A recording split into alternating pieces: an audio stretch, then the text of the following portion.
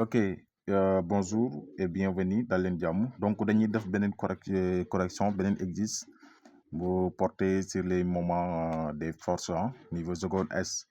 Donc, aussi, c'est un exercice très important. Donc, veuillez la regarder jusqu'à la fin.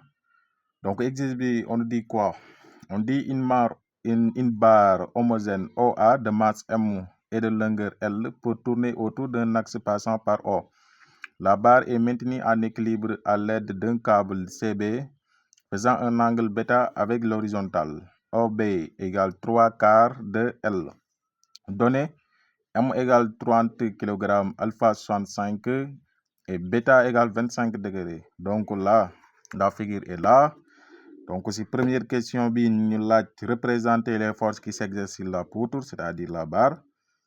Et au niveau de la deuxième question, on dit quoi? Établir la relation qui lie la norme T de la tension du câble CB à MG et alpha calculé T. Donner les caractéristiques de la réaction de l'axe en non sur la barre. Donc, figure bi mingini, donc pour aller plus vite. Donc, première question, pour nous représenter les forces qui s'exercent sur la barre OA. Donc, première force, le poids. Le poids, son point d'application, c'est toujours le centre du barre, c'est-à-dire le centre de OB. Donc là, on va voir seulement, vous n'êtes que fait de mesurer, de chercher centre B, mais il correct seulement. Donc, si nous prenons, c'est ici centre B. Donc, le poids, on le sait toujours, il est vertical, toujours dirigé vers le bas. On va faire comme ça. OK. Donc là, s'il n'y a pas d'excellent.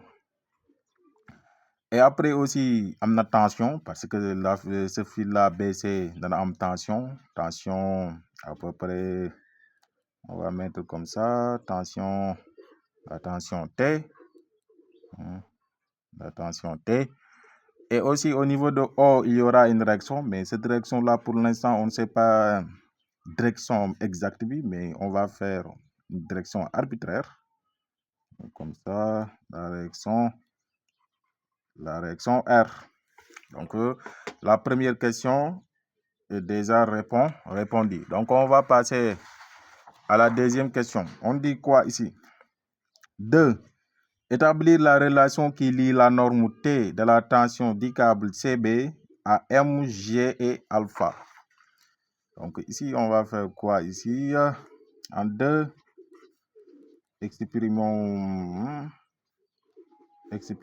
T en fonction de MG et alpha.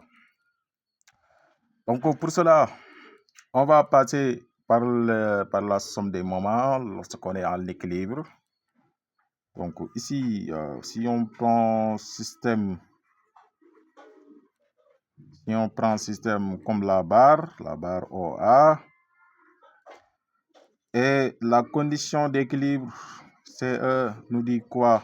La somme des moments des forces extérieures égale à 0. Donc, cela revient à dire quoi?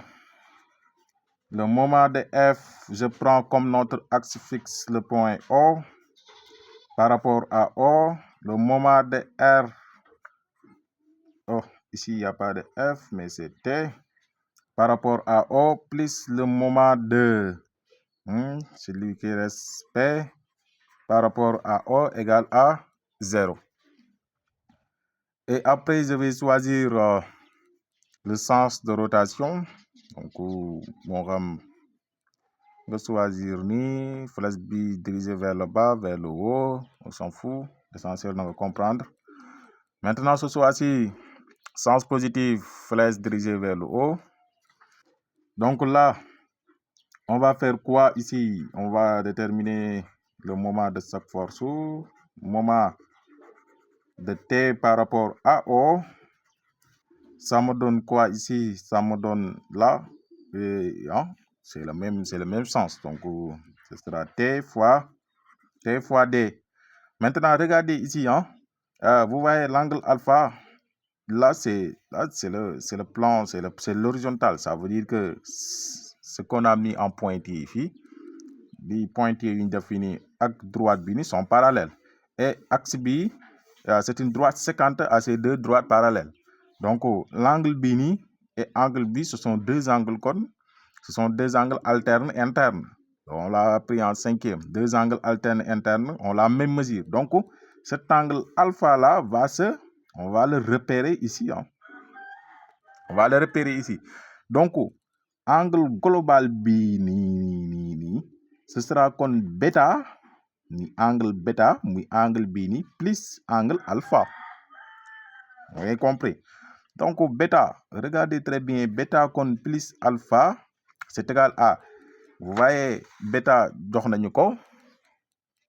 attendez, bêta, ok, il est là. Bêta, c'est 25 degrés. Alpha, c'est 65 degrés. Hein? 25, 65 plus 25 degrés. Donc, c'est 190 degrés là. Hein? Donc, on le vérifie avec la machine pour voir. 65 plus 25, ça nous donne 90. Hein? Maintenant, ça veut dire quoi? Ça veut dire que angle bini, en réalité, c'est un angle droit. Même si vous figurez vérifier ou quoi, juste avec notre à main levée. Hein? Donc, ça veut dire quoi? Ça veut dire que le bras de levier de T n'est rien d'autre que O, n'est rien d'autre que OB. Donc, ce sera quoi? D n'est rien d'autre que OB fois OB égale combien? Alors que OB, au niveau de l'exercice, il nous a donné OB. La formule de OB pour calculer OB. OB égale 3 quarts de L. Donc, on va remplacer quoi? Donc, ce sera T fois 3 quarts de L. Et après, c'est moment bini. Le moment de R par rapport à O égale 0 parce que son point d'application coïncide avec notre point fixe qui est O. Et on part à P par rapport à O. P fait tourner la barre dans le sens opposé choisi. Donc, on va porter un signe moins. Ce sera moins P fois D. Son bras de levier lui aussi. Maintenant, là, on va chercher son bras de levier. Pour regarder la figure. Donc, on va le prolonger un petit peu avec des pointillés. Et là, on marque un petit peu un angle droit ici. Donc, son bras de levier, c'est cette distance-là.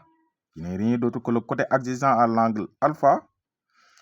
Et là, l'hypoténuse de notre triangle-là, vous voyez notre triangle rectangle là, son hypoténuse n'est rien d'autre que la longueur de OB, de la longueur de OA divisé par 2, qui n'est rien d'autre que L divisé par 2.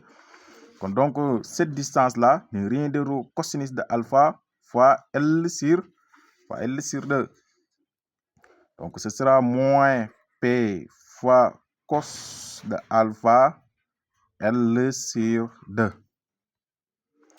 Et après, on fait quoi? On fait la somme, comme on l'a bien dit ici. On fait la somme. Donc, au moment de T par rapport à O n'est rien d'autre que T fois 3 quarts de L. Hein? 3 quarts de L. Et R, ce moment c'est 0. Moment de P, c'est quoi? C'est moins P cos de alpha L sur E. Et après, vous voyez, on va multiplier, on peut simplifier. Hein, les T. Après, je vais multiplier par 4, hein, par 4 partout. Hein, parce que si je multiplie par 4 partout, automatiquement, les fractions vont se sauter. Hein. Donc, ici, si je multiplie par 4, le 4 que je vais multiplier et le 4 là vont partir ensemble. Donc, ça va rester quoi ici? Ça va nous rester 3T. 3T moins ce 4 là et ce 2 là vont on va faire 4 divisé par 2, ça en donne 2. Comme moins 2P cosinus de alpha égale à 0. Après, je vais tirer 3T. 3T égale à combien?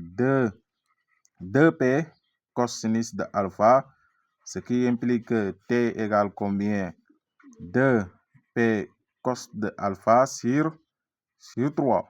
Et après, je vais l'exprimer comme on l'a dit, MGH, MG alpha con. Donc, je vais remplacer le P par sa formule. 3 MG. Oh, ce n'est pas 3, c'est 2. C'est 2 MG cos de alpha sur 3. Donc, c'est ça la formule, hein, l'expression qu'il nous a demandé. Et après, il nous a dit de calculer le T. Donc, je passe à l'application numérique. T égale combien? 2 fois la masse. La masse ici, c'est égal à 30 kg. 2 fois 30 fois 10, je vais prendre G comme étant 10 fois cosinus de alpha. Alpha égale combien? Égale 65 fois 65 degrés. Le tout sur 3. Je jël sama machine bi calculer. Ça va me donner 2 fois 30 fois 10 fois cosinus de 65 égale divisé par 3. Ça me donne 84,5. On va prendre un chiffre après la virgule. 84,5 newton. Les forces s'expriment en newton. Donc, T égale à 84,5 newton. Donc, première question bi. Deuxième question bi, répondre nañ ko. Donc, la troisième question, on nous dit quoi? On nous dit les caractéristiques de la réaction R. Donc, ici, les caractéristiques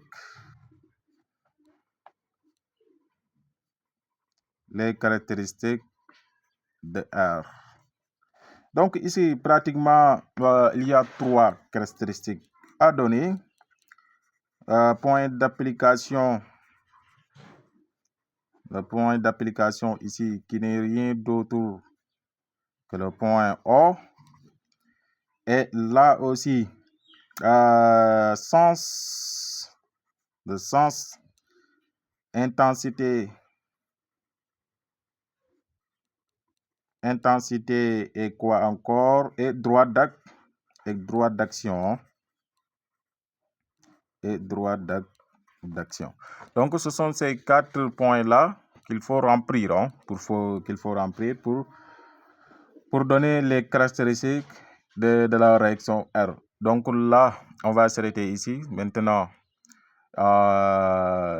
vous pouvez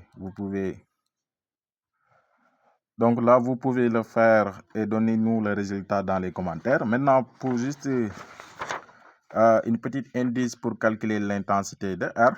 Donc, pour calculer l'intensité de R, vous pouvez choisir un axe ordonné, un repère orthonormal, en choisissant comme ici.